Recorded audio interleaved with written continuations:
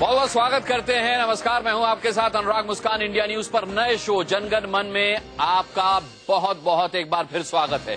दुनिया के सबसे बड़े लोकतंत्र हिंदुस्तान में बड़े और बुनियादी सवालों का हल आज तक नहीं निकल सका है।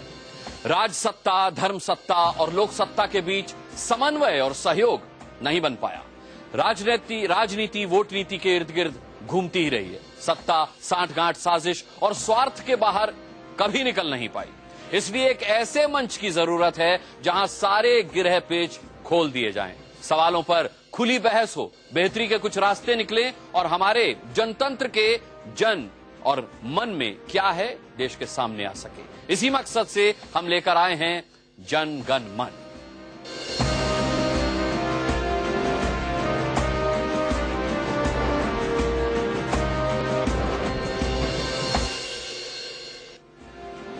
तो आज हमारे इस खुले मंच पर हमारे साथ कई मेहमान हैं। कुछ बाहर से भी जुड़ेंगे, बाहर से जो जुड़ेंगे उनका भी मैं परिचय कराऊंगा।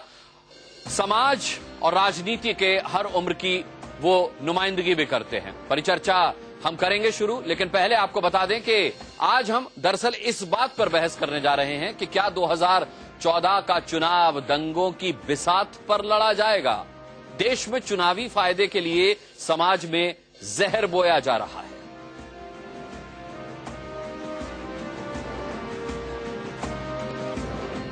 इस परिचर्चा को हम शुरू करेंगे, इस बहस को, इस चर्चा को हम शुरू करेंगे, लेकिन उससे पहले कांग्रेस महासचिव दिग्विजय सिंह ने एक बार फिर से ट्वीट किया है। उनके ट्वीट अक्सर चर्चा में रहते हैं। इस ट्वीट के जरिए इशारों इशारों में नरेंद्र मोदी पर उन्होंने हमला बोला है। दिग्गी ने शायराना अंदाज में ट्विटर पर लिखा है कि टोपी तब पहनी नहीं, अब टोपी से प्यार, परिवर्तन है हृदय का, बदल गया व्यवहार, बदल गया व्यवहार, बुलाए टोपी वाले, आए सब खातून सभा में बुर्का डाले, कहे अखिल कविराय, दिख रही सबको दिल्ली, इसीलिए इस बार चली है हज को बिल्ली। अब इस ट्वीट का हवाला लेते हुए ही इस चर्चा को हम शुरू करते हैं। मेहमानों का मैं परिचय करा दूं। हमारे साथ कांग्रेस से प्रवक्ता मीम अफजल साहब इस चर्चा में शामिल रहेंगे। मीम अफजल साहब का हम बहुत बहुत स्वागत करते हैं। समाजवादी पार्टी से हमारे साथ गोमती यादव इस चर्चा का हिस्सा बनेंगे। हमारे साथ दोपहर सामना के एडिटर प्रेम शुक्ला इस चर्चा में होंगे। हमारे साथ जेडीयू के स्पोक्स पर्सन राजीव रंजन इस चर्चा में जुड़ेंगे। इसके अलावा यहां स्टूडियो में मेरे साथ बीजेपी लीडर अमिताभ सिन्हा यहां मौजूद हैं। इसके अलावा अंजुमन महनाज ए रसूल से मौलाना सैयद अतर हुसैन दहलवी हमारे साथ स्टूडियो में मौजूद हैं और श्री केशवानंद जी महाराज यहां पर स्टूडियो में मौजूद हैं और बहुत सारे छात्र हमारे साथ यहां ऑडियंस के तौर पर स्टूडियो में मौजूद हैं। एक बार इस शो को शुरू करें, परिचर्चा को शुरू करें जोरदार आपकी तालियों के साथ। सबसे पहले अमिताभ सिन्हा जी, क्या कहेंगे जिस तरीके का ट्वीट नरेंद्र मोदी के लिए आया है, क्योंकि अब एक बिसात बिछ रही है मुजफ्फरनगर से लेकर के अब चारों तरफ जिस तरीके की चर्चा हो रही है, परिचर्चा, आरोप प्रत्यारोप चल रहे हैं। इसीलिए आज का विषय यह है कि क्या दंगों की बिसात पर होने वाले हैं 2014 के चुनाव। आपने सबसे पहले तो प्रश्न किया ट्वीट पे जी, तो मैं उस पे आता हूँ। बिल्कुल, मुझे लगता है कि इसमें एक बार चेक करना चाहिए कॉपीराइट, क्योंकि दिग्विजय सिंह जी की क्षमता इतनी अच्छी सुंदर कविता लिखने की तो मुझे नहीं लगती है। हाँ, उन्होंने कहा भी एक कहे अखिल कविराय। हाँ, तो ये किसी अखिल, हाँ, तो उन्होंने किससे लिया है, चुराया है या उड़ाया है, ये एक बार। वैसे वो भी अखिल ही है, अखिल का मतलब होता है नेशनल, लेकिन उनमें इतनी कवित्व प्रतिभा है, ये देश नहीं जानता था, मैं तो नहीं जानता था। इसलिए ये उनकी एक आदत में शुमार है कि वो कहीं भी कोई भी ऐसा हिस्सा जिसमें उनको मीडिया का कोई अटेंशन मिले उसको वो छोड़ते नहीं। इसके लिए उनकी पार्टी भी परेशान है। इसलिए अभी उस पर चर्चा नहीं करें, वो तो उनकी आदत में नहीं। लेकिन उस कविता में भले ही उनकी लिखी हुई हो या न लिखी हुई हो, तंज बहुत गहरा है। नहीं, वो उनकी आदत में शुमार है, मैंने पहले ही कहा, क्योंकि वो ऐसी ऐसी चीजें ढूंढते रहते हैं जिसमें उनको लगे कि ये मीडिया का एक्सपोजर उनको मिल जाएगा। मैं उस पर टिप्पणी नहीं करना चाहता, क्योंकि टोपी और बुर्का ये सारी चीजें जो हैं वो मान लिया कि किसी ने कहा, स्टेटमेंट दिया, उससे कि मंच पे चढ़े हुए किसी नेता का, मंच पे जो नेता गए हैं उनके ऊपर में ये टिप्पणी या उनके ऊपर में जोड़ दिया जाना, ये मुझे लगता है स्वाभाविक और सही नहीं है। हाँ, नरेंद्र मोदी जी ने टोपी पहनने से जरूर इनकार किया था और वो मैं आज भी बोलता हूँ कि वो उनका बहुत ही विशेष रूप से तय किया हुआ जो निर्णय था, उस निर्णय पे वो आज भी कायम है कि टोपी पहन लेने से आप किसी की चिंता करते हुए नहीं दिखेंगे। देखिए, टोपी पहनना यदि होता तो आजकल मुसलमानों के प्रतिनिधित्व के नाते टोपी पहना गया, लेकिन सच्चर समिति जो कहा जाता है कि अल्पसंख्यकों की सबसे बड़ी, नीतीश कुमार को भी लपेट रहे हैं। मैं किसी को लपेट नहीं रहा हूं, मैं तथ्यात्मक बयान दे रहा हूं। तो यदि टोपी पहनने से टोपी भी पहननी पड़ेगी और वो तिलक भी सब लगाना पड़ेगा। ये सांकेतिक बात से काम नहीं चलेगा। मुसलमानों का भला यदि हुआ होता इतने सालों में, 65 सालों में देश में स्वतंत्रता के बाद, तो आज सच्चर कमेटी की रिपोर्ट को सबसे बड़ा एक दस्तावेज नहीं माना जाता है मुसलमानों के भलाई के लिए। इसलिए मुसलमानों का भलाई वाकई में टोपी पहनने से नहीं होगा, विकास से होगा। क्योंकि विकास कभी भी समुदाय, जाति, धर्म नहीं देखती, वो हमेशा देखती है पूरे समाज का विकास। और इसीलिए समाज के विकास के लिए जो लोग चिंता करते हैं वो इस तरह की सांकेतिक बातों की बात नहीं करते जी। इसलिए अब तो ट्रिप की बात हुई, अब आप बात करें दंगों की। देखिए, मैं दंगों को जहां तक देखता हूं अभी तक, ये अंग्रेजों के समय से चला आया प्रकल्प है, विषय है। और अंग्रेजों ने फूट डालो राज करो की नीति की। लेकिन अंग्रेज तो गए, मैं आ रहा हूँ वहां से, मैं थोड़ा इतिहास उठा रहा हूँ। आपने बहुत बड़ा कार्यक्रम अच्छा रखा है, क्योंकि आप जेनेसिस में जाएंगे तभी आप उसका डायग्नोसिस करेंगे और फिर उसका रेमेडी में जाएंगे। तो अंग्रेजों ने शुरू किया, ये घृणित बीज डाला समाज में, फूट डालो राज करो। लेकिन दुर्भाग्य से जब कांग्रेस सत्ता में आई तो उसने विभाजन के दंगों को देखते हुए देश को लगातार उसी लेवल पे लगभग प्रमोट किया। और देश में इतिहास है, बहुत दुर्भाग्यजनक इतिहास है दंगों का। दंगों का कारण ये होता है कि दंगों से बहुसंख्यक, यानी कि हिंदू, अब मैं खुल के बात करूंगा, हिंदू जो समुदाय है वो कभी भी एकजुट नहीं होता। एकजुट होता है अल्पसंख्यक यानी मुस्लिम समुदाय, क्योंकि उसमें भय का माहौल पैदा हो जाता है। और वो कभी भी जब भय का माहौल पैदा होगा तो वो एक तरीके से एन ब्लॉक वोट में जाता है। मीम अफजल साहब, अमिताभ जी हमारे साथ हैं। जी, तो ये बहुसंख्यक यदि एक जगह वोट नहीं करता है, अल्पसंख्यक वोट करता है, और माना ये जाता है अभी तक भारतीय राजनीति में ये तय है कि अल्पसंख्यक भारतीय जनता पार्टी के साथ नहीं जाते। इसीलिए दंगों से लाभ कौन लेता है ये अब सबको पता हो जाना चाहिए कि दंगों से। मुजफ्फरनगर में तो कहा जा रहा है कि आप लाभ देखिए, यही तो है। मैं कह रहा हूँ मुजफ्फरनगर के दंगों पे भी मैं आ जाता, अभी आपने शुरू कर दिया।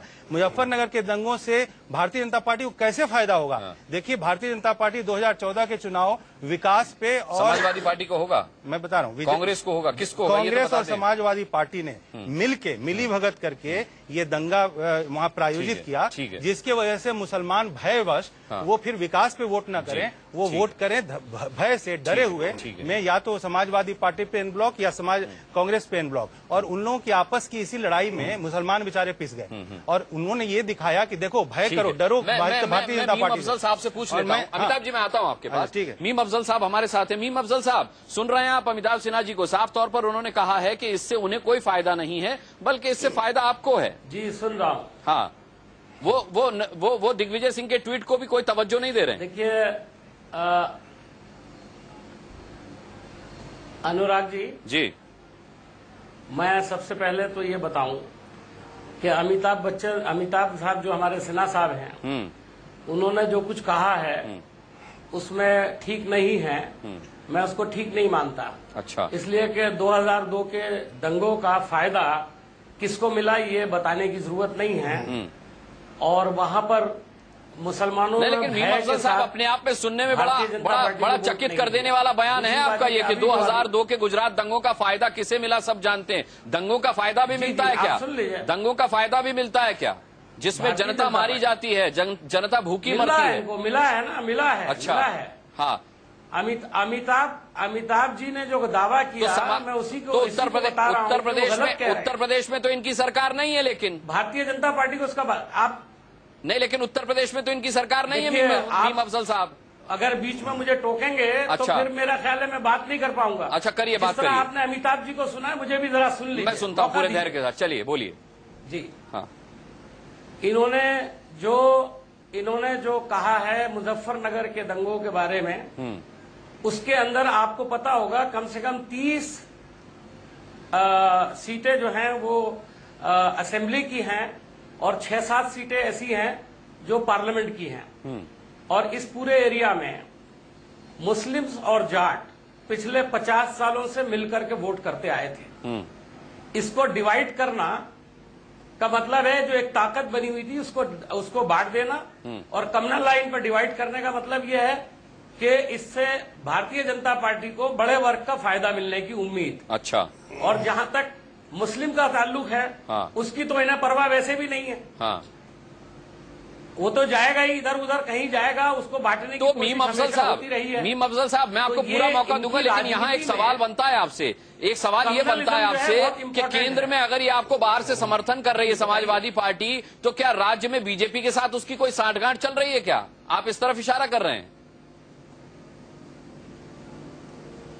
मैं ये नहीं कह रहा हूं कि इनकी सांठगांठ चल रही है, बहुत सारे लोग ये इल्जाम भी तो फिर ये राज्य सरकार नहीं, क्योंकि इनके विधायक की गिरफ्तारी में भी बड़ी देर हुई, साध्वी प्राची को भी भारतीय जनता पार्टी समझती है कि उसको मिलेगा। अच्छा जी, और जो आप कह रहे हैं गिरफ्तारी की बात, हम तो शुरू से कह रहे हैं कि एक्शन लेना चाहिए, इमीडिएट एक्शन लेना चाहिए। हाँ, इसमें किसी का फायदा नहीं है। हाँ, एक्शन होना चाहिए बिल्कुल। तो केंद्र में आपको बाहर से समर्थन दे रहे हैं, आप लोग तो धमका के समर्थन ले लेते हैं। नहीं, मुलायम सिंह पहले कह चुके, आप लोग तो धमका के समर्थन ले लेते, तो आप धमका देते कि भाई आपके इस कारगुजारी से बीजेपी को फायदा हो जाएगा। नेताजी अखिलेश क्या कर रहे हैं? तुरंत कार्रवाई होनी चाहिए, हो जाती तुरंत कार्रवाई, आपने भी कुछ नहीं किया।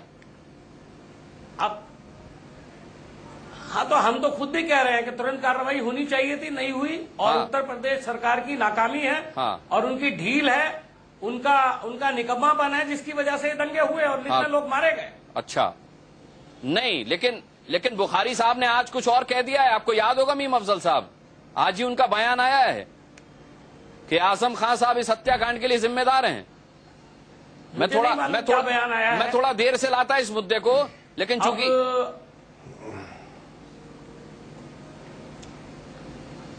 अब उस पर तो मुझे कोई तबसरा नहीं करना है। बहुत सारे लोग अपना अपना व्यू रखते हैं, मैं अपने जिस चीज को रखा है सामने, हाँ, मेरा ख्याल है हमारी बहस उस पर सीमित रहे तो अच्छा है। नहीं, उसी पर सीमित है, वो भी दंगों की बात में, दंगों के मुताल्लिक ही बुखारी साहब का बयान आया है, शाही इमाम साहब का। देखिए, ऐसा है अनुराग जी, आजम खां का नाम, बुखारी साहब का नाम, दूसरी तरफ से उमा भारती के बयानात, ये सब चीजें किस तरफ इशारा करती हैं आप भी जानते हैं अच्छी तरह जी। हम उस राजनीति को कभी सपोर्ट नहीं करते, कांग्रेस ने कभी सपोर्ट नहीं किया, लेकिन ये पोलराइजेशन करने की एक कोशिश है।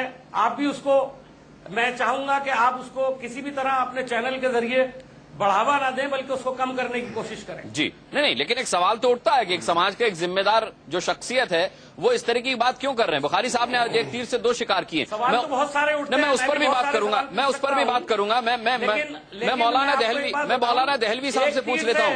जी, तीर से जी, बोलिए।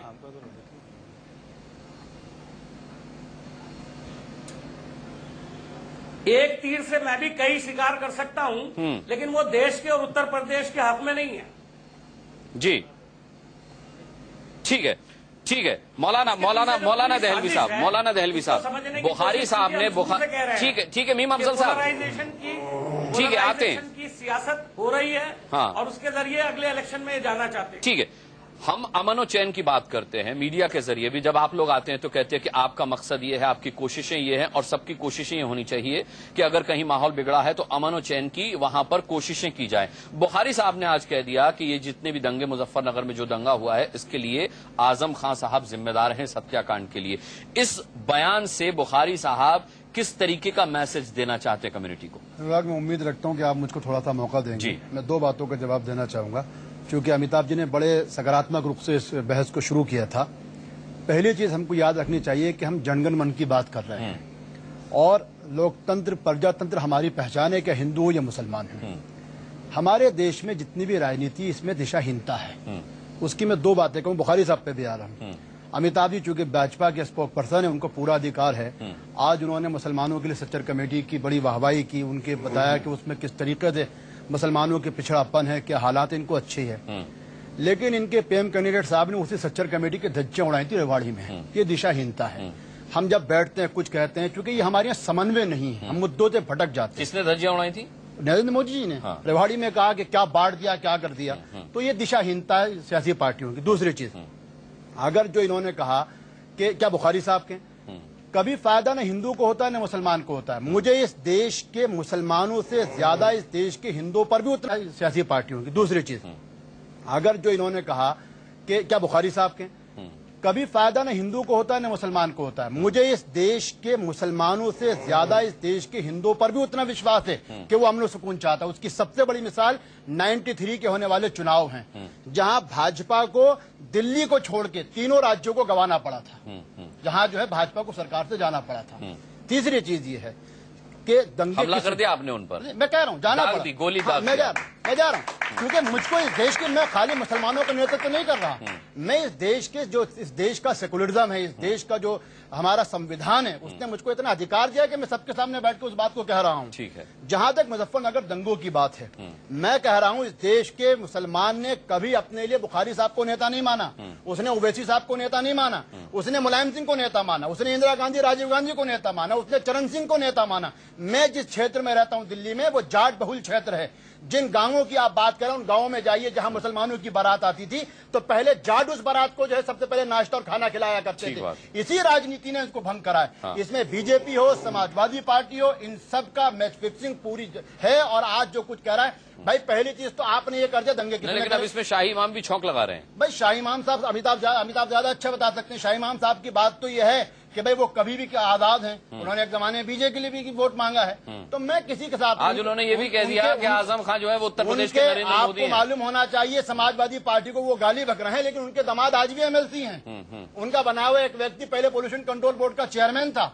इसलिए मैं किसी व्यक्ति विशेष का नाम लेना नहीं चाहता। हमारा मुद्दा है दंगे। ठीक है, दंगे नहीं होना चाहिए। हाँ, ये बात मौलाना साहब, दुर्भाग्य ये बात है कि ये कहते हैं कि कांग्रेस और समाजवादी पार्टी ने कराया जो कुछ कराया। अभी मीम अफजल साहब ने कहा कि इनकी और उनकी साठगांठ है, ये सब बीजेपी की वजह से हुआ है। आपको क्या लगता है कि ये सियासत कौन कर रहा है, क्यों हो रहा है, कौन इसके लिए जिम्मेदार है? बहुत पहले किसी ने कहा था, अब अमिताभ जी तो हर चीज के कॉपीराइट्स पूछते हैं, उसमें बहुत पहले कहा था जब हम छोटे थे, जब मैं एक मुद्दे को ला रहा हूँ, वही ला रहा हूँ कि बहुत अच्छी बात थी।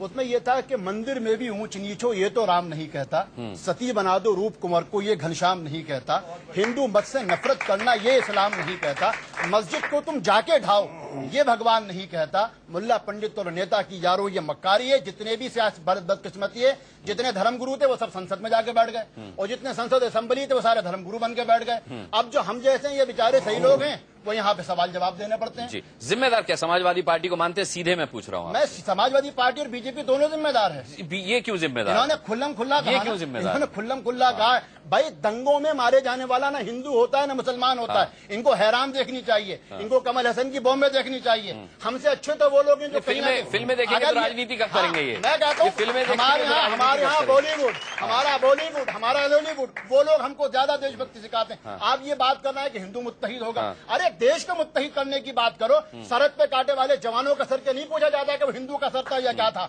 आज हिंदुस्तान एक्सप्रेस ने खबर छाया करी है, अब्दुल हमीद का कोई मजहब नहीं था, उसने फिर भी जाके टंकों के आगे अपना आपको लुटाया था। इस देश को मत बांटिए। हिंदू और मुसलमान है कि हमको भारतीय के तौर पर बात करनी चाहिए, हिंदू और मुसलमान के नाम पर बात नहीं करनी। ठीक है, गोमती यादव भी है मेरे साथ समाजवादी पार्टी से। गोमती यादव जी, क्या कहेंगे? अखिलेश यादव की लापरवाही ने कितना बड़ा मंच दे दिया सियासी पार्टियों को खेलने के लिए, मानते हैं आप?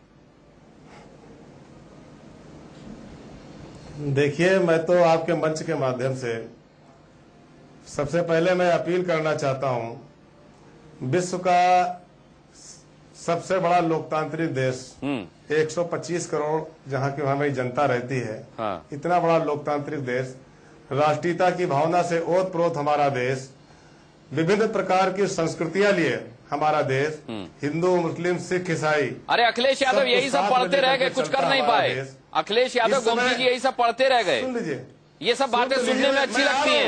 हकीकत क्या है मुजफ्फरनगर में जाके देखिए, हकीकत देखिए मुजफ्फरनगर में जाके। लफाजी मत कीजिए, लफाजी मत कीजिए। मैं सबसे पहले श्री अखिलेश यादव ही वहां पे गए। लफाजी की बात कर रहे हैं, हिंदू मुस्लिम की बात शुरुआत कर दी अमिताभ जी ने। आप अमन चैन की पहले कितने दिन बाद गए? गोमती जी कितने दिन बाद गए? कितने दिन बाद गए? देश समाज की बात कितने दिन बाद गए? 4-5 दिन के बाद गए। जब बताइए, सूबे का मुख्यमंत्री दंगे हो जाते हैं तो 4-5 दिन बाद जाता है। सुन लीजिए, ये संवेदनाएं हैं, ये तो संवेदनहीनता हुई गोमती जी।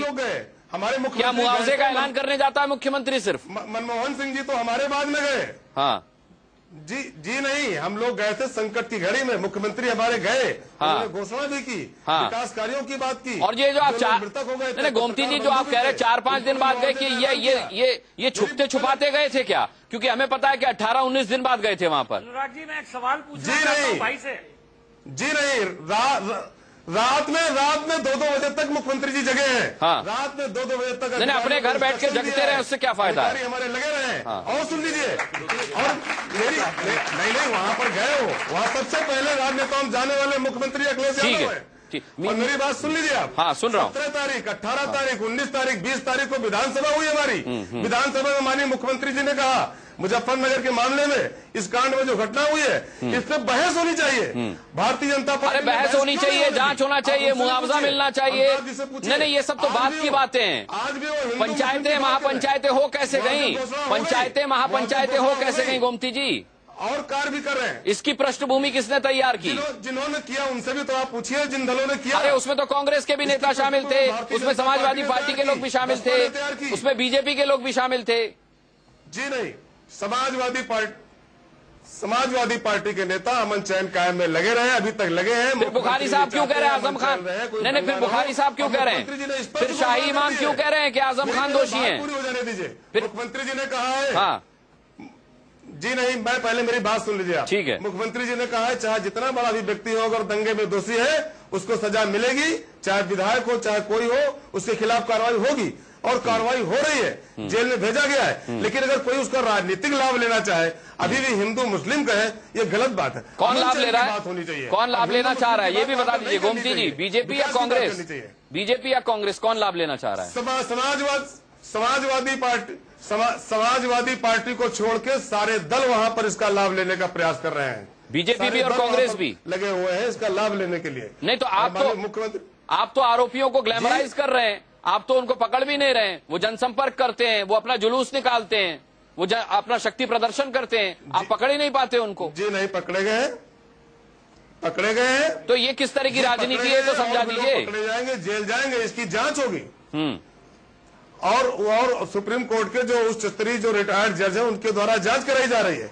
जांच में जो रिपोर्ट आएगी उसके खिलाफ कार्रवाई की जाएगी। अरे जांच तो दुर्गा शक्ति के मामले में भी हुई, जांच रिपोर्ट आने से पहले ही बहाल कर दिया अखिलेश यादव ने दुर्गा शक्ति को।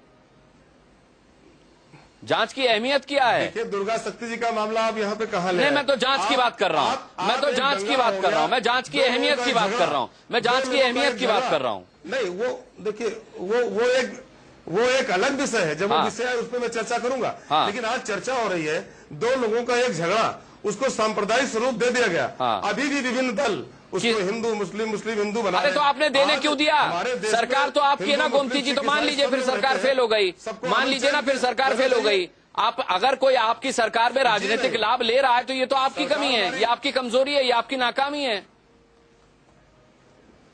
देखिए, उन राजनीतिक दलों से पूछिए जो लोग इसका लाभ लेने का प्रयास कर रहे हैं। संगीत सोम 3 बार हमारे लाइव शो में बैठ के चले गए, आप पकड़ नहीं पाए। साध्वी प्राची कल हमारे साथ थी बीच बहस में, अब तक वो पुलिस की गिरफ्त में नहीं है। उन्होंने बताया कि वो मुजफ्फरनगर के मोहन नगर में बैठी हैं, आप नहीं पकड़ पाए। ये किस तरह से काम कर रही है अखिलेश यादव सरकार? उनको गिरफ्तार, गिरफ्तार तो आप संगीत सोम को भी नहीं कर पाए, उन्होंने भी समर्पण किया, गिरफ्तारी दी है। संवेदनशील है। जी नहीं, नजर रखी गई, गिरफ्तारी की गई है। समर्पण क्या होता है? उन्होंने गलत काम किया है, भड़काने का कार्य किया है, सांप्रदायिक स्वरूप देने का कार्य किया है, उनके खिलाफ कार्रवाई की गई है और लोगों के खिलाफ भी कार्रवाई होगी। आज हमारे अच्छे कार्यों की चर्चा नहीं हो रही है। श्री अखिलेश यादव जी पूरे जिलों में लैपटॉप बांट रहे हैं, 13 लाख लैपटॉप बांटे गए, बेरोजगारी भत्ता दिया जा रहा है। इतना अच्छा कार्य जब मुख्यमंत्री हमारे कर रहे हैं, उन कार्यों को बांटने के लिए कि चर्चा में आए। मीम अफजल साहब कुछ कहना चाह रहे हैं। मीम अफजल साहब, मुख्यमंत्री को बदनाम करने का कार्य किया। ठीक है गोमती जी, ठीक है, हमने भी 6 मुख्यमंत्री रिपोर्ट, आप अपना रिपोर्ट कार्ड खुद मत बनाइए, आप अपना रिपोर्ट कार्ड खुद मत बनाइए। जी मीम अफजल साहब। जी नहीं, जी रिपोर्ट कार्ड नहीं, हमारा समाजवादी पार्टी के मेरे भाई यहाँ पर जो मैनिफेस्टो था, वो मैनिफेस्टो दस्तावेज था। ठीक है गोमती जी, ठीक है। मीम अफजल साहब, समाजवादी पार्टी के मेरे भाई जो बात कर रहे हैं, आपने बताया कि मुख्यमंत्री जी ने बहुत काम किया। अब जो काम किया वो तो दिखाई दे रहा है। मैं इनसे ये पूछना चाहता हूं कि इन्होंने कहा कि मुख्यमंत्री वहां पर गए, जाहिर है उनकी जिम्मेदारी थी। इन्होंने कहा डॉक्टर मनमोहन सिंह बाद में गए, तो जाहिर है डॉक्टर मनमोहन सिंह बाद में गए, उनके जिम्मेदारी नहीं थी, उत्तर प्रदेश सरकार की जिम्मेदारी थी।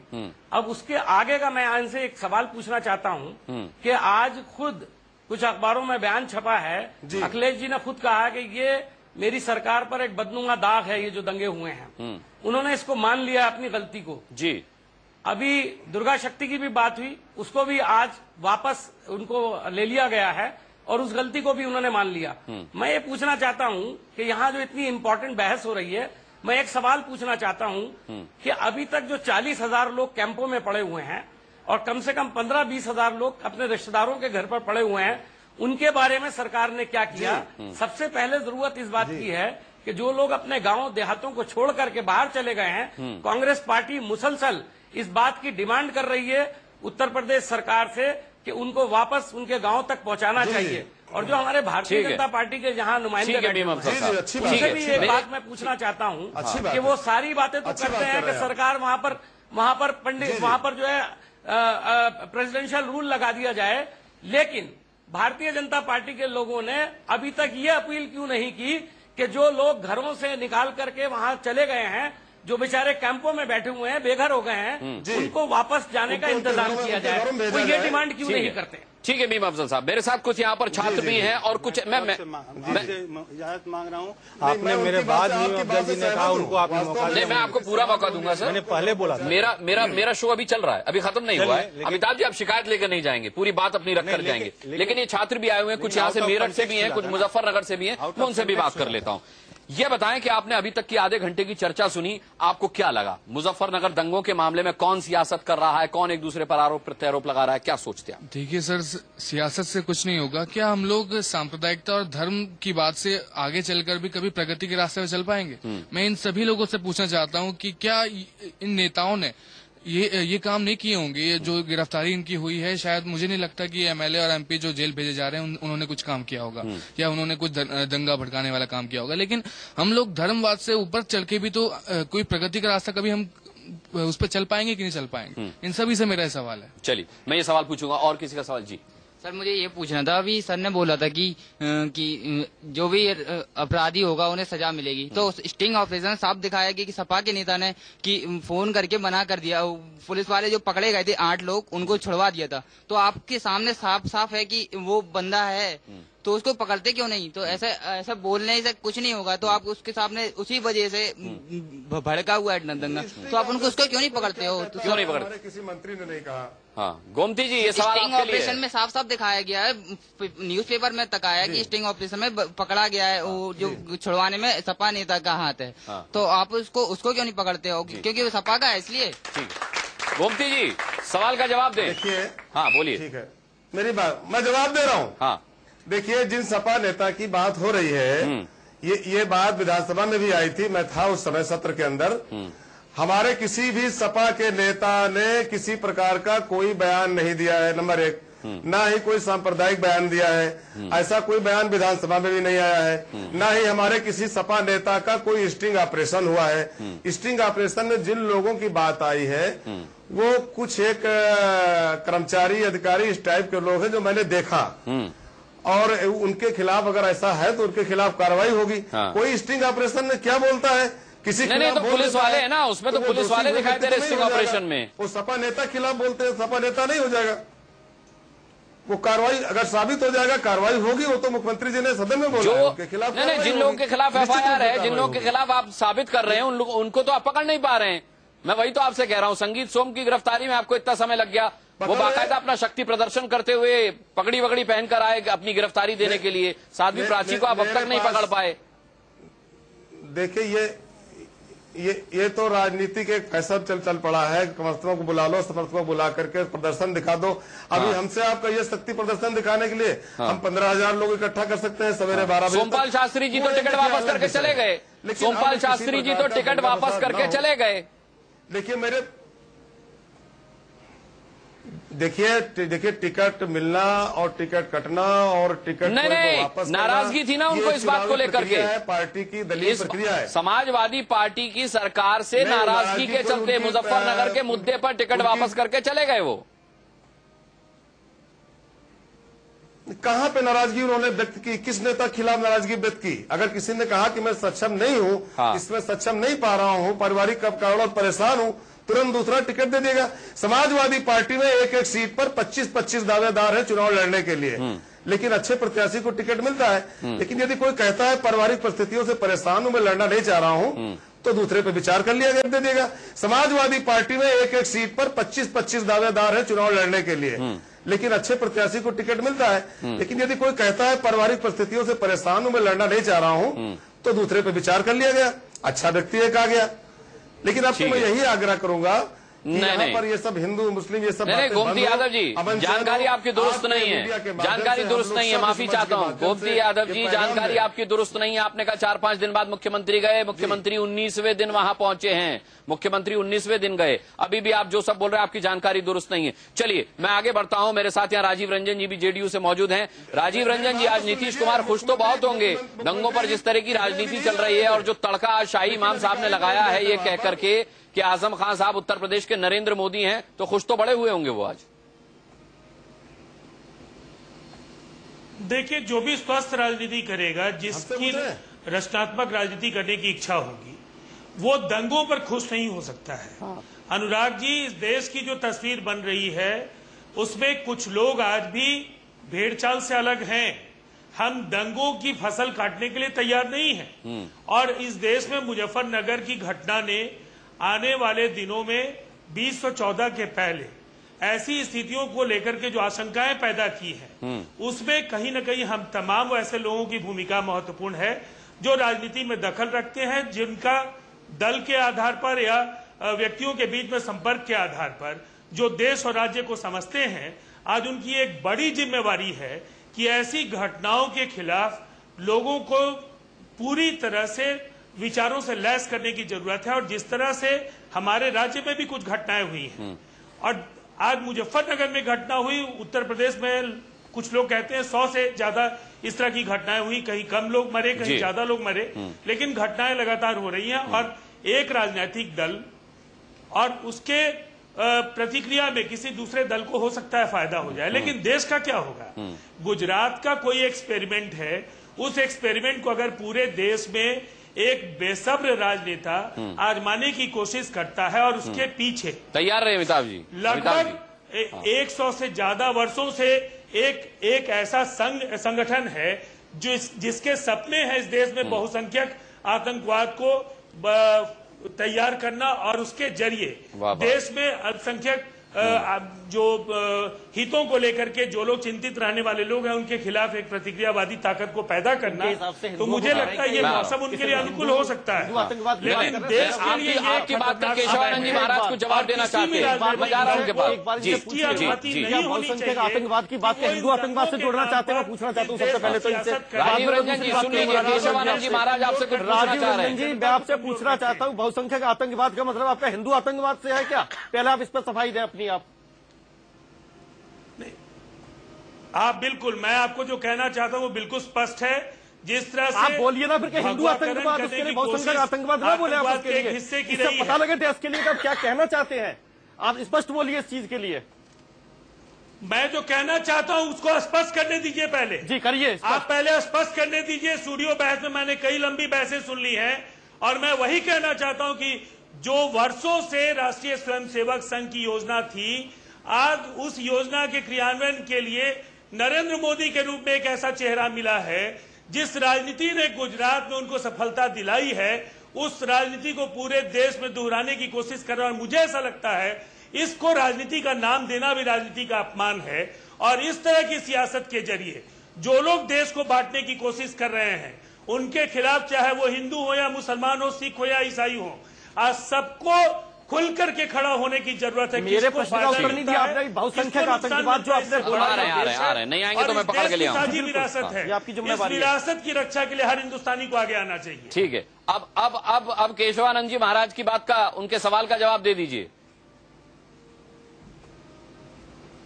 जी क्या सवाल है उनका? आपने कहा था बहुसंख्यक आतंकवाद, तो बहुसंख्यक आतंकवाद से आपसे हिंदू आतंकवाद से आपका कहना चाहते हैं, ये कहना चाहते हैं आप? अभी आपके शब्द थे ये बहुसंख्यक आतंकवाद, तो आप कहना चाहते हैं कि हिंदू आतंकवाद कहना चाहते हैं इस चीज के लिए?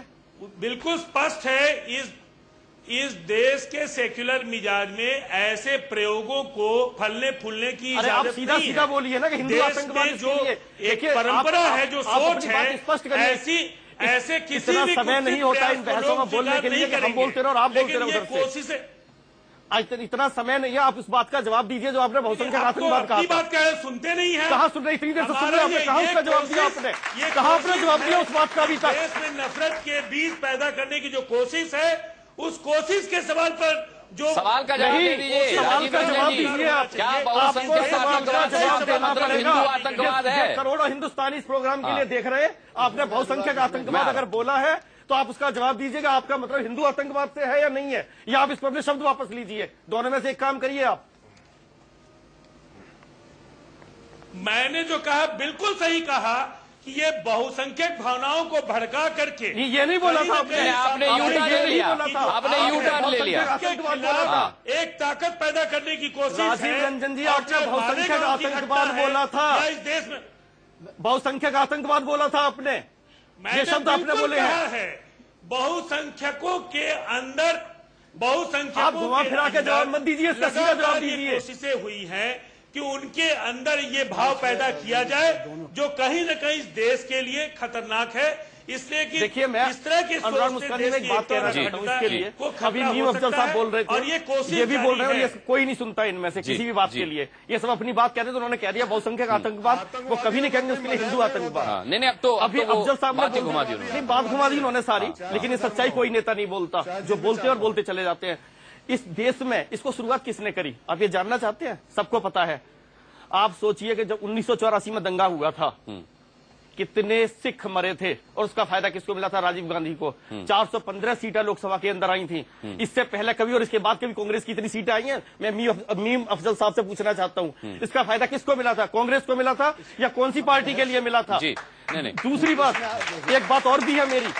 आप सोचिए, मुलायम यादव फैक्टर ने 3-4 बार सत्ता में मुलायम सिंह को बुलाया। लालू यादव को देखिए आप, उन्होंने सिर्फ मुसलमानों की फिरका परस्ती करके इस देश के ऊपर 10 साल राज किया।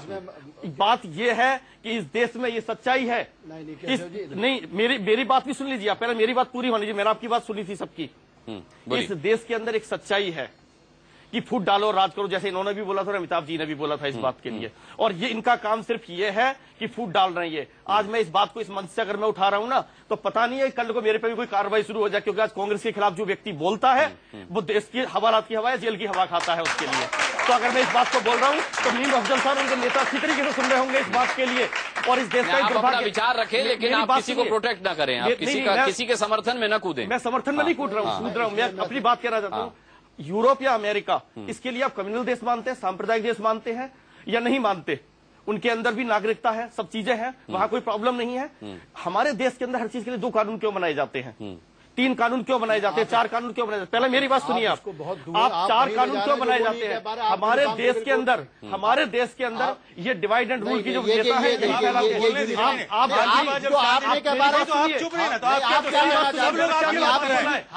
गलत बात बोले?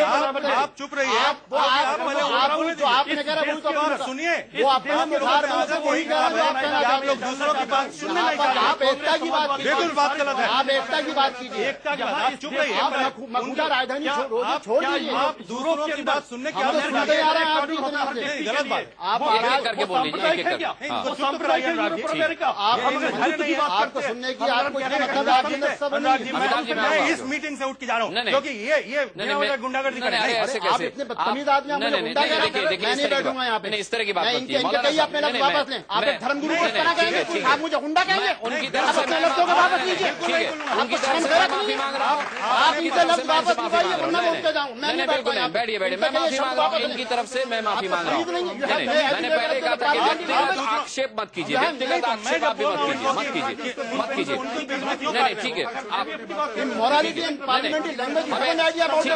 ठीक है, मैंने माफी मांग ली इनकी तरफ, मैंने माफी मांग ली। चलिए शांत हो जाइए। नहीं, ये बहुत गलत मैसेज जाएगा दर्शकों में। आपके एक शब्द का मैं समर्थन कर रहा हूँ। मैं राजीव रंजन ने जो कहा, अगर वो इस देश के बहुसंख्यक हिंदुओं को आतंकवादी कहते हैं, मैं आपके साथ मिलकर उनका खंडन कर रहा हूँ। मैं उनकी बात का कभी समर्थन नहीं करता। मैं आपको फिर मैं कहता हूँ, मैं आपको समर्थन करता हूँ। पहले मेरी भी सुनिए। मेरा कहना क्या राजीव रंजन जी हो, बोलने दीजिए, सुन रहे हैं अमिताभ जी, सुन रहे हैं, व्यक्तिगत आक्षेप से बचिए। नहीं, ये मेरा काम है, मैं पूरा बोलने दूंगा। आप टोपी से अब हम पे आ गए। आप दूसरों की बात सुनने नहीं देंगे, गलत बात। पहले इनकी पूरी बात सुने थे, फिर आपकी पूरी बात। मैं ये कहना चाहता हूँ, अमेरिका या यूरोप अगर वो कम्युनल देश नहीं है तो इस देश के अंदर हर व्यक्ति के हिसाब से, धर्म के हिसाब से कानून क्यों बनाए जाते हैं? अगर कानून बनाए जाते हैं तो इसीलिए हम लोगों को बांटने के लिए, कि हिंदू और मुसलमानों को बांटने के लिए, सिखों को बांटने के लिए, सारे धर्मों को बांटने के लिए। अगर यही कानून यूरोप के अंदर होते, सारे लोग यूरोप में जाते हैं, वहाँ किसके साथ नाइंसाफी होती है? तो इस देश के अंदर अगर कानून बनाकर लोगों को नहीं बांट रहे, क्या मैं मीर अफजल साहब से पूछना चाहता हूँ, कानून के तहत तो धारा 144 भी लगी होती है, उसका भी उल्लंघन कर दिया जाता है, फिर किसकी नाकामी है? बता रहा हूँ, ये तो सरकार की नाकामी है, प्रशासन की नाकामी है। अभी मैं आपको रिसेंटली उदाहरण दे रहा हूँ। मौलाना साहब की बात सुन लो, फिर अमिताभ जी आपके पास। प्रेम शुक्ला जी के पास हम एक बार भी नहीं गए, आप अपनी बात मौलाना। मैं पूरा समय आपको दूंगा, पूरा समय आपको दूंगा। मैं पहली चीज तो ये है जो केशवानंद जी महाराज जी ने कहा, मैं इस देश के जितने भी शंकराचार्य जी हैं, मुझको ये फक्र हासिल है कि मैंने पूरी शंकराचार्य जी हूँ, या स्वामी श्री निष्ठानंद जी महाराज हूँ, या स्वामी स्वरूपानंद जी महाराज, मैंने उन सबके आशीर्वाद से इस देश में काम किया है। ठीक है। और जहां तक अमिताभ जी की बात है, मुझे इनकी बातों में कोई वो नहीं होता, ना घृणा कर सकता हूं, क्योंकि इनकी आदत है, वो कुछ भी कह सकते हैं मुझको। पहली चीज तो ये जो महाराज इस भारतीयता की सबसे बड़ी विशेषता यहाँ पे ये है कि सबरी के हाथ से बैर खाने के बाद राम को कोई धर्म भ्रष्ट नहीं होता, बल्कि हम एकता की समानता की बात करते हैं। जहां तक आप इनकी बात कह रहे हैं, मैं एक बात कहता हूं, हम यूरोप और अमेरिका को क्यों देखें? भारत तो भारत है, यहाँ पर आज से सेकुलरिज्म नहीं है, हमारा सेकुलरिज्म इससे कहीं बहुत पुराना है। हम एक साथ जीते आ रहे हैं, हम एक दूसरे में। आप मुझको एक बात बताइए, नहीं महाराज मेरी मुझको कहने दी, मुझे कहने दी। मैं कहता हूँ टुंडा कभी मुसलमानों का नेतृत्व नहीं कर सकता, जिस तरीके से गोडसे हिंदुओं का नेतृत्व करने वाले नहीं हैं। हिंदू या मुसलमान के, हाँ, या आजम खां, कोई भी व्यक्ति हो, कोई भी व्यक्ति। देखिए मेरा कहना क्या है, जो इस पे ये भड़क रहे हैं, मेरा कहना ये है, अगर यूपी में स्टिंग ऑपरेशन हुआ, सुनिए आप उनकी बात को सुन नहीं रहे थे। स्टिंग ऑपरेशन आपकी बात हो रही थी, आप मुझे कहने दो दीजिए, आपकी बात हो रही थी, सब लोग शांति से सुन रहे थे। जहां तक ये बात कर रहे हैं, सुनिए, अब आप सुनने दीजिए। जहां तक यूनिफॉर्म सिविल कोड की बात है, इनको मौका मिला, 6 साल ये सत्ता में आए थे, इनके साथ जो आज राजीव रंजन जी को संघ याद आ रहा है, उनको हिंदू आतंकवाद याद आ रहा है, वो भी इनके साथ थे, वो उनका रेल मंत्री बने, मैं वही कह रहा हूँ, वो भी रेल मंत्री बने हुए थे। 6 साल ये रहे सत्ता में, इनको 370 याद नहीं आया, इनको कभी यूनिफॉर्म सिविल कोड याद नहीं आया। अभी आगे भी आए तब भी भूल जाएंगे। मेरा कहना ये, इन बच्चों के माध्यम से इस देश के युवा वर्ग से मैं एक बात कहूंगा, अपनी बात संक्षेप में खत्म करूंगा। इस देश की राजनीति को धर्म के नाम पर नहीं बांट सकते। हम कश्मीर दिखा के खाली मुसलमानों के चेहरे नहीं दिखा सकते। हमको ये मालूम होना चाहिए, इन बच्चों को बताइए जो बीजेपी नहीं बताती। मैं 4 दिन पहले मणिपुर से वापस आया हूं। अनुराग, आप ये बात जानते हैं कि नागालैंड की सीमा में जाने के बाद हमारा झंडा नहीं लहराता है। अरुणाचल के अंदर इनके जमाने 16 किलोमीटर तक चाइना घुस के हमारे अंदर आ जाता है। पाकिस्तान, कश्मीर, ये सारी चीजें करके हिंदू मुसलमान की राजनीति मत करिए। नक्सलवाद हो या एलटीटी हो, प्रभाकर हो या टुंडा हो, जिसके धर्म के नाम पर नहीं बल्कि आतंकवाद के नाम पर सजा देनी चाहिए, ये हमारा मत होना चाहिए। चलिए ठीक है। प्रेम शुक्ला जी, न राजनीति की वजह से दंगे होने चाहिए और न दंगों के बाद उस पर राजनीति होनी चाहिए, लेकिन दोनों ही काम हो रहे हैं, नहीं, बड़ा संकट है इस देश का कि लोग जो बातें करते हैं ठीक उसके खिलाफ काम करते हैं। अल्लामा इकबाल लिखते हैं, मजहब नहीं सिखाता आपस में बैर रखना, और वही कहते हैं कि मजहब के नाम पे राष्ट्र बना दो, और सारे लोग उनके साथ राष्ट्र बनकर खड़े हो गए। और फिर इस राष्ट्र में भी दूसरा मजहब के नाम पर राष्ट्र मानने की जिद पाले पड़े हैं लोग। 1989 में जिस दिन एक बुत बाबरी मस्जिद के नाम पे सारे सेकुलर बाबरीवादी हो गए, उस दिन से इस देश में यह तय हो गया कि ये हिंसा फैलाएंगे, संप्रदाय के नाम पर लोगों को बांटेंगे। तो दोनों तरफ से झगड़ा जिन्होंने शुरू किया उन्होंने, और जिन्होंने उस झगड़े को बुत परस्त बन के जो बैठ गए, पैगंबर मोहम्मद साहब जो मस्जिद में नमाज पढ़े वो मस्जिद गिर सकती है, मुल्ला जी का फतवा नहीं है। पूरे देश के मुल्लों ने एक बुत बाबरी मस्जिद के लिए इस देश को बांटने की शरारत की। और वो जब शरारत होती है, जब किसी के नाम पे पक्षपात होता है, जब सत्ता पक्षपाती होती है, तो जनता उत्पाती होती है, तब वो न्याय नहीं देखती है। जनता कभी उत्पाती नहीं होती, जनता कभी उत्पाती नहीं होती, जनता कभी उन्मादी नहीं होती। जनता तो भूखी मरती है, जनता तो भूखी मरती है प्रेम जी, जनता तो भूखी मरती है, जनता के सिर से छत चली जाती है। हाँ, जब रियाज भटकल की आराधना शुरू होती है, हाँ, जब बमकांड के अभियुक्तों की आराधना शुरू होती है, तो वो तो बीजेपी की सरकार में भी हुआ और कांग्रेस की सरकार में भी हुआ। आप किस पर उंगली उठा रहे हैं? आप किस पर उंगली उठा रहे हैं? और नहीं सुन तो लीजिए, हाँ, नहीं सुन तो लीजिए, हाँ, जब अल्पसंख्यकों पर अत्याचार होता है, सिर्फ मुसलमान होने के नाते किसी पर शक किया जाता है, तब भी सेकुलरवाद आहत होता है। लेकिन सेकुलरवाद ने एक को आहत करना और दूसरे को राहत देने का ये जो ढोंग शुरू किया है, कर नहीं रहे हैं, एक ढोंग शुरू किया है, ये ढोंग की राजनीति ने जो है, तब भी सेकुलरवाद आहत होता है। लेकिन सेकुलरवाद ने एक को आहत करना और दूसरे को राहत देने का ये जो ढोंग शुरू किया है, कर नहीं रहे हैं, एक ढोंग शुरू किया है। ये ढोंग की राजनीति ने जो है इस देश को बहुत, इसकी बेसिक फैब्रिक को, इसकी मूल अवधारणा, तो कोई एक पार्टी बताइए जो इस तरह की राजनीति ना करती हो। प्रेम शुक्ला जी, कोई एक पार्टी बताइए जो इस तरह की राजनीति न करती हो। नहीं, इस तरह की राजनीति न करने की बहुत सारी संभावनाएं हैं, हाँ, लेकिन उन संभावनाओं को उपजने तो दें। बीजेपी का नाम नहीं ले रहे हो, पर बात करने तो दें। आप जैसे ही विकास शुरू करेंगे वो विनाश की बात शुरू कर देंगे। इतिहास के जख्मों को कुरेदने का कारोबार किसने शुरू किया? जी, ठीक है। और उस कारोबार का लाभ किसको मिला? ठीक है। राजीव रंजन कुछ कहना चाह रहे हैं। राजीव रंजन जी, सिखों को कुरेदा, मैं तो कुछ नहीं कहना चाह रहा हूँ। पहले तो मुझे ऐसा लगता है कि मेरी बात का कुछ गलत तरीके से उसका इंटरप्रिटेशन हुआ है। हाँ। मैंने ये कहा है कि बहुसंख्यकों की भावनाओं को भड़काया जा रहा है और इससे कहीं न कहीं देश का जो एक सेक्युलर ढांचा है वो कमजोर है। पहली बात। दूसरी बात, से लेकर के तमाम सवालों पर जनता दल यूनाइटेड सवालों पर जो सवाल चिन्हित थे उन सवालों पर पहले भी सवालों पर मेरे को अमिताभ जी के पास जाना है। राजीव रंजन जी, सीधा सा सवाल। राजीव रंजन जी, हाँ या ना में जवाब दीजिए। राजीव रंजन जी, हाँ या ना में जवाब दीजिए। आपने बहुसंख्यक आतंकवाद कहा था या नहीं? हाँ या ना? हाँ या ना? मैंने ये कहा कि बहुसंख्यकों के, अरे हाँ या ना? हाँ या ना? आप झूठ बोल रहे हैं। ये सब झूठ बोल रहे हैं। ये सब युवा आपसे पूछ रहे था। क्या राजीव रंजन जी झूठ बोल रहे हैं? क्या राजीव रंजन झूठ बोल रहे हैं? झूठ बोल रहे हैं। हिंदू आतंकवाद बोला था, बहुसंख्यक आतंकवाद बोला था। मैंने कहा था। और मेरा एक प्रश्न भी है ये जो समाजवादी कार्यकर्ता, मैं इनसे ये पूछना चाहता हूँ कि लैपटॉप बांटने से क्या इनके पास ये राइट हो जाता है कि देश में दंगे भी करवाएं? या फिर वहाँ पे जनता पिसती रहे और सरकार का कोई कार्य नहीं होता? मैं ये समाजवादी कार्यकर्ताओं से पूछना चाहता हूँ। बोले यहाँ पर जितने भी युवा बैठे हुए हैं कह रहे हैं राजीव रंजन जी आपने यू टर्न ले लिया, आप झूठ बोल रहे हैं। अमिताभ जी, अब आपकी बारी, बोलिए।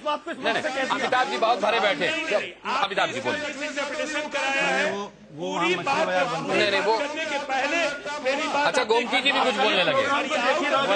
वहाँ पर जाइए, वो जो वहाँ मछली बाजार बना के रखा है उसको बंद तोड़ा मरोड़ा गया है। ठीक है, पार्टनर्स क्या होगा? एक अच्छा काम करना चाह रहे हैं मुख्यमंत्री जी। नहीं, वो अच्छा काम क्या देख लिया? नहीं, वो अच्छा काम दिखाई दे रहा है। वो अच्छा काम इन युवाओं को भी दिखाई दे रहा है। वो दिखाई दे रहा है। गोमती जी बोलिए। बहुत गंभीरता से दो बातें कहना चाहता हूँ। मुझे जब इस कार्यक्रम का निमंत्रण मिला तो मुझे बहुत खुशी हुई कि मुझे कहा गया कि दंगों की राजनीति और चुनाव से उसका प्रभाव, चुनाव क्या दंगों को प्रभावित करता है या दंगे चुनाव को प्रभावित करते हैं, ये बहुत गंभीर विषय था। लेकिन मुझे अफसोस है कि इस पूरी चर्चा में इस गंभीर विषय को पटाक्षेप करके और हल्की बातें शुरू हुई। मुजफ्फरनगर की बात और तुष्टीकरण की बात। देखिए, दंगों की राजनीति समझने के लिए आपने जितना विषय अच्छा उठाया, गंभीरता से चर्चा को उसी दिशा में ले जाएं। मेरा अनुरोध है, थोड़ा भी वक्त है आपके पास तो इसमें दंगों की राजनीति से लाभ किसको मिलता है? सबसे पहली चीज, दंगों से लाभ मिलता है उसको जो अल्पसंख्यकों को अपने साथ भय का माहौल पैदा करके वोट पा सके। यानी अल्पसंख्यकों को भेड़ बकरियों की तरह ट्रीट करके उनको वोट बैंक पॉलिटिक्स के तहत अपने पास जुटा सके। दंगों से उन्हीं को फायदा मिलता है। बहुसंख्यकों का यूनिफिकेशन कभी भी दंगों में, सिवाय 1984 के दंगे में ऐसा हुआ कि बहुसंख्यक समुदाय भारत का एकजुट हुआ और उन्होंने कांग्रेस को एक मुश्त वोट दिया। लेकिन अदरवाइज कभी भी बहुसंख्यक समुदाय जो होता है वो कभी एकजुटता नहीं दिखाता। अल्पसंख्यक समुदाय भयवश फियर साइकोसिस में एकजुट हो जाता है और एक जगह वोट देता है। इस मानसिकता को, अल्पसंख्यकों की इस मानसिकता को हमेशा राजनीतिक दलों ने भुनाया है और इसके कारण दंगों के पहले या दंगों के बाद चुनावों की जो प्रक्रिया है इसका यदि विश्लेषण करेंगे तो आप पाएंगे कि एक समानता है और उस समानता को देश की जनता को अब समझना पड़ेगा। क्योंकि जब मैं आगे दूसरे विषय पे आ रहा हूं कि दंगों की बात तब खत्म होगी इस देश में जब चुनाव लड़े जाने लगेंगे विकास के मुद्दे पे। क्योंकि देखिए जब डेमोक्रेटिक पॉलिटिक्स जहां होती है ना, मैं खत्म विकास की बात नरेंद्र मोदी करते हैं। एक मिनट आप मुझे खत्म करने, मैं धैर्य से सुन रहा था। बिल्कुल आप ही से तो पूछ रहा हूँ, मैं किसी और के पास बता रहा हूँ। आपकी बात शाही इमाम साहब ने तो बहुत बड़ा डैमेज दे दिया आपको नरेंद्र मोदी को, ये कहकर के आजम खां, नहीं व्यक्ति विशेष की नहीं बयान की बात कीजिए कि आजम खां जो है वो नरेंद्र मोदी है उत्तर प्रदेश। मैं बता दूं एक अपनी बात, देखिए जब भारत में जब भी ये प्रजातांत्रिक व्यवस्था है, मैं थ्योरी की बात कर रहा हूँ, एक मिनट धैर्य से सुनिए। यहाँ पर जब भी कोई चुनाव जीता जाता है यानी प्रो इनकम्बेंसी जब भी आती है वो 3 कारणों से आती है। पहला कारण होता है फियर साइकोसिस यानी डर पैदा करना। दूसरा कारण होता है जब कोई ऐसी इमोटिव इशू आती है, कोई भावनात्मक मुद्दा उखड़ जाता है, उसके वजह से जो सत्तारूढ़ दल है चुनाव जीतता है। और तीसरा मुद्दा होता है जब विकास के कारण पूरे देश में, पूरे समाज में एक विकास की धारा बहती है और हर व्यक्ति प्रसन्न होता है और वो कहता है ठीक है जिस सत्ता ने हमें विकास दिया है उसको दोबारा चुन के लाओ। विकास के मुद्दे पे चुनाव लड़ने की जो मानसिकता है वो भारतीय जनता प्रजातंत्र में आज तक नहीं आई है। जिस दिन ये विकास के मुद्दे पे चुनाव लड़ा जाएगा और जीता जाएगा, कहते थे नरेंद्र मोदी ने गुजरात में ऐसे ही चुनाव लड़ा विकास के मुद्दे पर, और इसीलिए उन्होंने कह रहे कि वो परंपरा ही नहीं है राजनीति में, केंद्रीय राजनीति में बात कर रहा हूं। और इसीलिए जब मध्य प्रदेश, गुजरात, छत्तीसगढ़ ऐसे राज्यों का विकास मॉडल जब सामने आता है और मैं कहता हूं कि बिहार में भी जो विकास का मॉडल था उस विकास के मॉडल की वजह से भारतीय जनता पार्टी और जदयू के शासन ने दोबारा लैंडस्लाइड विक्ट्री ली। विकास के मॉडल पे अब चुनाव जीतने का अवसर आ गया देश में। इसलिए दंगों की राजनीति से, एक मिनट, रोटी सेकने वाले लोग, दंगों की राजनीति जो लोग रोटी सेकते हैं वो इस बार बुरी तरह मुंह की खाएंगे। और इसके बाद 2014 के चुनाव का फायदा आपको मिलेगा जैसा कहा जा रहा है कि बीजेपी ने फायदा उठाने के लिए। हम तो दुखी हैं, हम तो विकास के मुद्दे पर चुनाव लड़ना चाह रहे हैं। हम चाहते हैं कि उत्तर प्रदेश में और केंद्र में भी, पूरे प्रदेश में और देश में भारतीय जनता पार्टी चाहती है कि वो कांग्रेस के मिसयूज से इन दंगों का फायदा आपको नहीं मिलेगा। हम लोग तो दुखी हैं कि इन दंगों के। मीम अफजल साहब, आखिरी सवाल, क्या कांग्रेस को फायदा मिलेगा इन दंगों से? ये भी कहा जा रहा है कि कांग्रेस अपने फायदे के लिए करवा रही है सब कुछ समाजवादी पार्टी के साथ मिलकर। देखिए इतनी बहस अनुराग जी, पहले तो मैं आपको एक बात बता दूं, की बात हो वेस्टर्न यूपी के अंदर एक लाइन में बता दीजिए, समय नहीं आज भी कहना चाह रहा हूँ और कल भी नहीं, एक लाइन में तो ये नहीं बताया। आप दूसरे लोगों से डिस्कशन में हिस्सा ले रहे हैं, इतनी देर के बाद आप मेरे पास आए हैं। आप कहते हैं मैं एक लाइन में बता दूं, क्योंकि मेरे को खत्म करना है सर। इन्होंने 84 की बात कर रहा हूँ क्योंकि कहा जा रहा है चाहता हूँ 84 में समाजवादी पार्टी की वजह से लोगों ने वोट नहीं किया और बीजेपी की शहादत की वजह से वोट दिया था। विकास की हो रही है। ठीक है, और आगे बढ़िए। ठीक है, गोमती जी, आखिरी सवाल आपसे, आखिरी सवाल आपसे। सरकार की नाकामी सरकार के लिए नुकसान का सबब बनेगी? सरकार की नाकामी सरकार के लिए नुकसान का सबब बनेगी, मानते हैं? देखिए, विकास के मुद्दे की बात हो रही थी। मैंने भी 25 साल के राजनीतिक जीवन में 5 मुख्यमंत्री देखे। ठीक है, जितना विकास का कार्य श्री अखिलेश यादव जी की सरकार में हो रहा है, इतना विकास कार्य ठीक है। आप चलिए, मेरे पास समय बिल्कुल खत्म हो गया है। बहुत बहुत धन्यवाद हम करना चाहेंगे सभी मेहमानों का। लेकिन हर रविवार 8 बजे जनगण का मन जरूर देखिए। जनता से, समाज से, देश से जुड़े हुए इसी तरह के मुद्दे हम चर्चा में शामिल करते रहेंगे। बहुत बहुत धन्यवाद आप सभी का। एक छोटा